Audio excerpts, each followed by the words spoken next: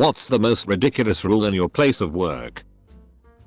I once needed a pen. Figured this was a reasonable ask. Went to the supply closet on my floor, which was locked. Asked the floor's admin. She told me to go to the main supply room in the basement. Went to the basement and explained my situation of needing a pen. They told me all requests for supplies must be approved by my department head. Problem is, being new, I'd never met my department head. She also worked in San Francisco, I worked in Milwaukee. So I needed to send an email both introducing myself and asking her if I had permission to get a pen from the supply closet. All recreational activity is forbidden on company time and resources. Except fantasy football. Asterisk. 2 weeks after I left my previous job, a memo went round saying people aren't allowed to look out of the windows at work anymore. It's a big ass glass building. Edit. To answer those that have been asking. It's not American Express. Eyes shifting. No accusing other staff members of being witches. Yeah. It happened, so we had to make a rule. I run a hostel in Uganda. Close bracket. I used to work for a large bank. We had an attendance policy that was so complicated it actually created an incentive for employees to take an entire day off rather than be tardy too often. My high school had that too. If you were late enough to miss first period, you got a cut, which was a detention. Even being late to first period 3 times counted as a cut, which was another detention. An absence was just an absence. No cuts. No detentions. We can't ask others if they want to come grab a coffee in the break room. We have a lock on the first aid kits. So if you just need a band-aid for a cut, you have to get the key from the safety guy, which in turn makes it a reportable accident with mountains of paperwork and investigations. We use an unbelievable amount of duct tape now. All the extra toilet paper in the building has to stay in a single closet where it can be overseen by the toilet paper queen. I heard her shrieking the other day when she discovered someone had hoarded one spare roll of toilet paper upstairs so the people who work upstairs wouldn't have to walk down multiple flights of stairs when the toilet paper ran out. Edit. It's the cheapest 1-ply toilet paper available on the giant rolls that only fit in the special dispensers. I can't imagine anyone wanting to steal it. A rule that said if you have time to lean, you have time to clean, which fairly obviously meant if there was no work then you should be cleaning things. It was at an aircraft servicing station that was fairly small, but we needed a crew of at least 3 people for larger planes. The problem was that sometimes there were just no planes, so there was no work. We would clean for a couple hours and then just run out of stuff to clean. But according to management, that was no good. We had to be busy. It got to be that we would fight over work when it came in because everyone was so bored. And finding pretend busy work was much harder than just working. I remember getting the crew together to pick up pebbles off the taxiway for a couple hours. There's an old joke in aviation, go sweep the taxiway. So we actually did it. When I was in the military, I saw a buddy of mine sitting outside crying. I went and consoled him best as I could. Apparently he was just depressed and unhappy. After he was feeling a bit better, I went to go and find someone to tell them what was happening. They knew. In fact, he had been crying so much lately that they had instituted a no crying at your desk policy, which is why he was outside. There was an issue where there was too much socializing going on the factory floor. Particularly when people were working while sitting down. False, skewed supervisor perception. So they made everybody stand. When that presented ergonomics problems, they brought in these weird chairs that made you sit at a slant. Had no backs. And no wheels. So they wouldn't cause distractions. Double quote. No part of it made any sense. Fireman. Our risk management department decided long ago that poles were too risky for us. So we use the stairs. We have poles. Anyway. Now the newest rule is no free weights. As in no free weights to work out. Stay fit. Go into burning high rise absolutely. Walk around the station carrying 40 pounds dumbbells. Too risky. If you are 1 minute late it is a tardy. If you take a half day nothing goes on your record. I was told to just take a half day if you are going to be late because they straight up fire you for tardies. Also if you clock out early it is a tardy. If you have to go to the doctor on lunch break and it is going to take an hour and 10 min. Take the rest of the day off. Weird. Old job of mine in a warehouse. Our stations were pretty far apart. So when we listened to music we'd all usually have our own stuff playing. Not a problem since you could barely hear the neighbor's music. Well, the CEO didn't like hearing multiple songs when walking through the warehouse. He made a rule that we all either had to listen to the same music or none at all. Many years ago I was a vacuum cleaner salesman. There were songs about this particular brand of vacuum cleaner and how awesome it was. Every morning, we had to sing these songs as a group. In fairness, it was a pretty quality item. Edit. It was Kirby. Didn't mean to be subversive. Just didn't think anybody would care. No lunch bathroom break in a 12-hour shift. Retail pharmacist here. I eat pee on the run. Business casual dress code even when I work at home. They Skype me to check. I worked as a call receiver. We never saw a customer. We were only on the phones with them. Rule. Your hair must only be a natural color. I dyed my hair the same exact color that someone from a different shift had. I was reprimanded. I told them that if the rule is not enforced for everyone, they couldn't single me out. Their reasoning for letting the other person have that color but not me. Mine was my real hair.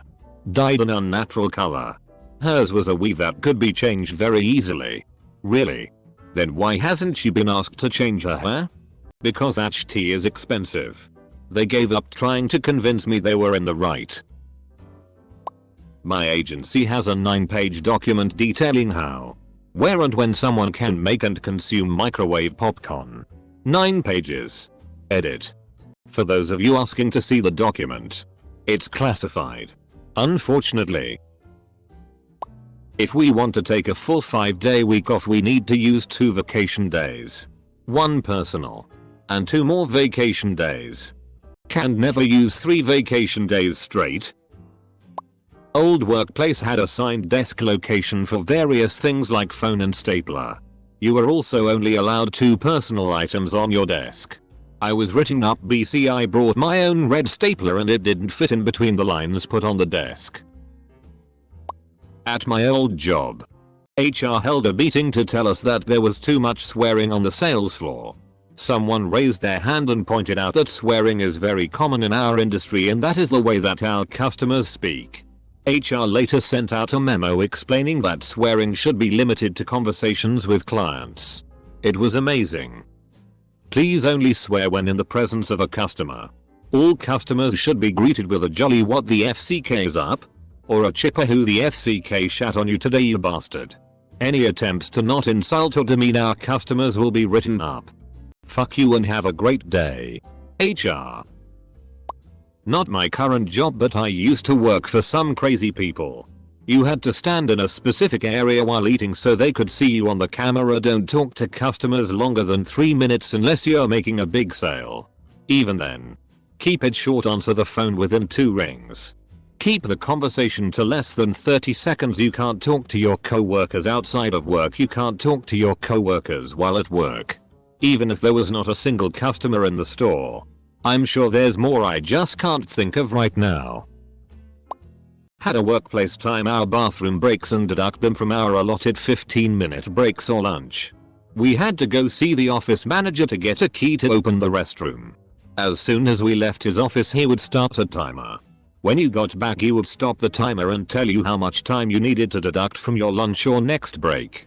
They watched our breaks like a hawk. Also, if you made a mistake they would stand over you and time you while you fixed it and deduct that from your lunch or breaks. You couldn't bring anything that smells for lunch and they had no way of heating anything up. I worked out my contract and split. Men can't wear shorts. However women can wear dresses and skirts. What the FCK do they think? We are all walking around with monster dongs that would hang out at the bottom of our shorts. It's hot and I want to wear shorts. We can't personalize our workspace. There are no nameplates on anyone's workstation either. No pictures. No mementos. Nothing but work stuff. It is bad enough we are jammed into an open floor plan and have to spend many hours at our desks. But then to deny us the ability to make it more enjoyable? Petty. I work from home. On Tuesdays the gardener and maid are here. So I have to wear pants. No you don't. The VP of our company just held a mass meeting to tell all of us we can't have pictures or plants or food or any form of non-office supplied object on our desk. Tons of co-workers have family pictures or their kids' finger paintings pinned up on the cubicle walls. All that has to be removed. People were pissed. That is the first sign you should leave. If they need to exert that control over you, it means other things are failing. Former job. You couldn't eat at your desk. The team managers however were pretty tolerant. On a hot day they would sometimes even hand out popsicles. The regulation people, who were especially in charge on the weekends, when no team managers were around, were very strict with this. A colleague of mine was shouted at because she ate a small pretzel, which was her breakfast. Then again, some colleagues would casually eat a whole pizza or kebab while making a huge mess. Previous job. Given a tablet and a locker. Had to look for a desk to sit on every morning. Stupid. Caused unnecessary friction. Waste of time. Inefficient. And many occupied the same desk every day anyway. They piled junks on their desks so no one else dared to sit. Once my manager had mental breakdown. He hid another floor away from us. It was ridiculous having to walk that far to get to him multiple times a day. Former job at a law office. One of the partners sent an email to the entire staff that employees were not allowed to gossip in the building. What was everyone gossiping about? You ask? Oh. Said partner was divorcing his wife and sleeping with one of the associate attorneys in the firm. But, you know, don't gossip. I'm a teacher.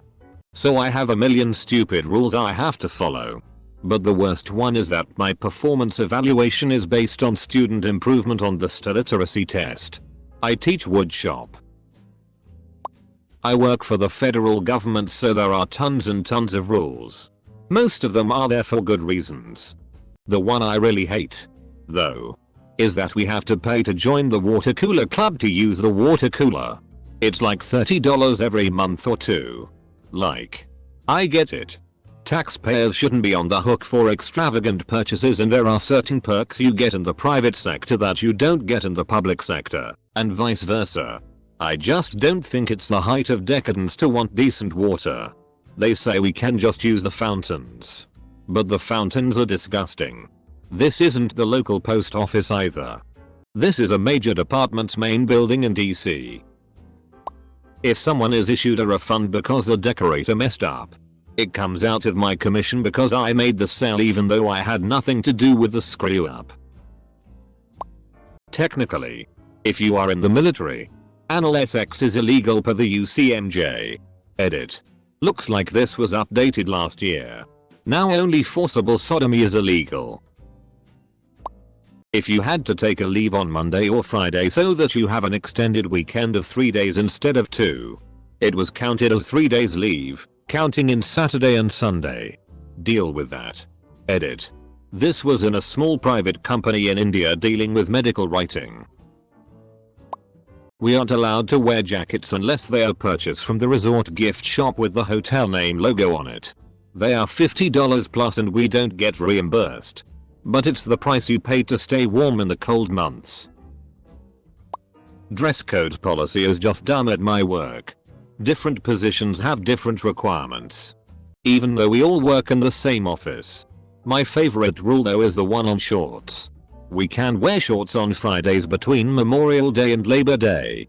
However, the shorts can't have pockets on the side. It was written to discourage ratty cargo shorts. But the way in which it is written allows me to wear gym shorts. So I do. We got a new vacation policy where you could take unlimited time off. When he announced it, We looked at the big boss like he had a DCK growing out of his forehead. All the while he assured us that if we wanted vacation, to take it. Really? A little bit afterward, he changed it to discretionary time off, meaning that if your boss approved it, it was okay. Then a change to 160 hours should be the max, and if you go over 200 hours then you probably don't need to work here. Double quote. Former job. There was trouble when I, officially, moved desks and my new desk had a phone with call display. Apparently call display phones were allowed for people at a certain pay level. Your pay level also governed the height of your cubicle walls. My manager's solution was to promote me. Another former job. We were mandated to work on our engineering related research project outside of work hours. Because a responsible engineer always gives back to the engineering community. I could live with that. However, your project had to be related to the company's business. We have to do all of our paperwork at least 3 times. There is a copy of it in our personal folders, a copy online, and a copy in our store folders. Not only does it waste time and paper, but forgetting to do one has gotten people fired.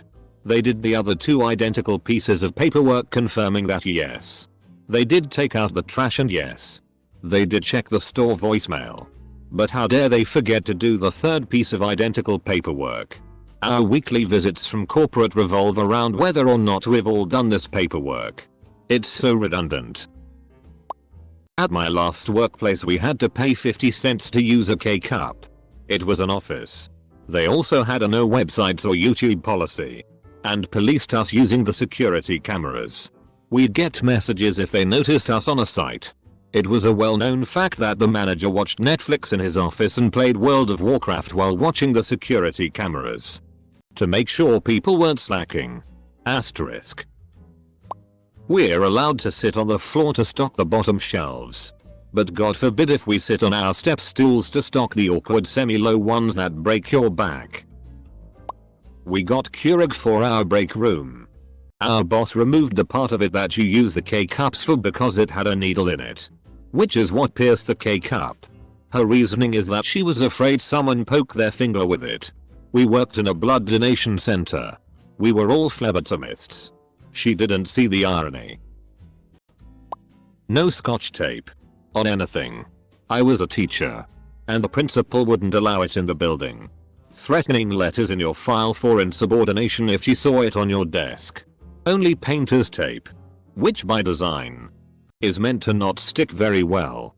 I hung posters in my room with circles of duct tape on the back side, with strips of painter's tape on the front side just for show. Subtle, petty insubordination. Not me, but my girlfriend. She works as a server, and the restaurant where she works has a mandatory 105 question quiz that each server must pass, 80% or higher I believe, before they can be on the floor. The quiz isn't even about the meals, wines, or anything else. It's solely about the owners of the restaurant and their personal family history. For a while, we were going through a lot of band-aids and my manager was tired of buying them. So, she locked the last remaining band-aid in the safe. We had to have one, required by health inspector, and no one was allowed to use them if they cut themselves. I worked at a fast food joint where people could nick themselves on knives, tomato slicers, sharp edges, etc. If you cut yourself, you just dealt with it openly bled. The rule changed pretty fast though when she cut herself while using a box cutter and we had no bandages in the store. Right now I have people stuck in Houston because their boss said we're opening on Monday. No matter what. I insisted that they should give him the middle finger and get out of Houston, but they sat out the hurricane and now they're stuck at home. They are safe and have food and water for another week and still have running water and electricity. But the streets around are flooded and they cannot leave. No hot beverages because we could burn ourselves or our students.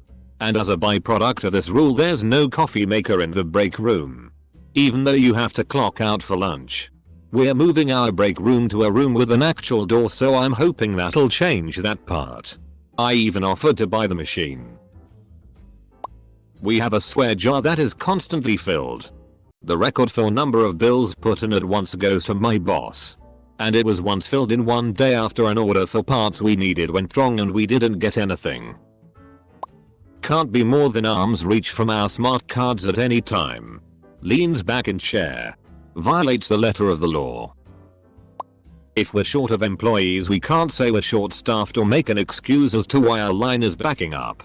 Can't use a knife but won't supply you with box cutters and you can't buy your own box cutter as it's not regulation. Manager then complains the boxes are ripped open. If we're overquote on any food production each additional unit must have signed manager authorization. Even if a customer is standing there asking you to cook it. As you can imagine this policy didn't last long. Can I chime in with a truly stupid one? Before leaving, all employees have to go into the president's office and say, "May I leave?" Double quote. It's a small company so I guess it's just to keep track of the slaves. At our grocery store, if you have a cough or cold and would benefit from a bottle of water nearby, discreetly out of sight, due to coughing, you need a doctor's note for the water. Being late is tardy, normal. But also leaving early is tardy, WTF. So our boss told us to schedule appointments during the middle of the day. So where I would leave 1/2 hour early to go to an late afternoon dentist appointment or 1/2 late to go before work. I now clock in, leave for the appointment during the middle of the day and then come back which take at least an hour and a half. Maybe it's their way of giving me an unwritten perk. Not letting us dial 911 from our suite. We learned this the hard way. A coworker was having breathing problems and we tried to call the emergency number from our desks. We found out we couldn't. Our suite actually had to have someone walk all the way out to the lobby for someone to get them to call for us. My work give away free coffee just for turning up to the store. They give away 10 of millions of cups a year but the employees have to pay for it if they want some with no discount. The company I interned at last summer banned jQuery. Because they were so paranoid about open source code. For context, jQuery is so ubiquitous that you have to specifically look for JavaScript advice that doesn't assume you're using it. Engineers are not allowed to use tools. Having worked with engineers, this might be a good idea. If you walk within 10 feet of someone, you must acknowledge them verbally.